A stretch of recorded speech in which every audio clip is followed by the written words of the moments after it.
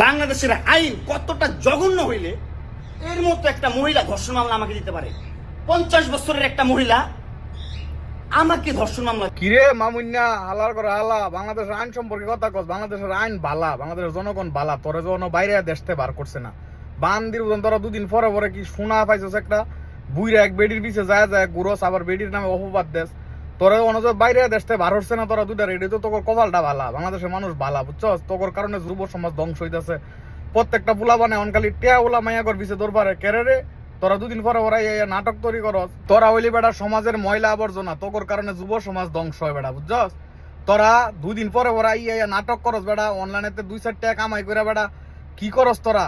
এই এক বেডি পাইছস, এই বেডির লইয়া তোরা তুই এক কাহিনী করস, আরেকজন আরেক কাহিনী করে। দুদিন পরে ওরা তোরা লাইভ আবার এই ভিডিওতে টিয়া কামাই করস। শালারা হইরের বাচ্চারা ভালো হয়ে দেখা, বুঝছস? আইন মাইন লইয়া কথাবার্তি কবি না। বাংলাদেশের মানুষ যথেষ্ট ভালো।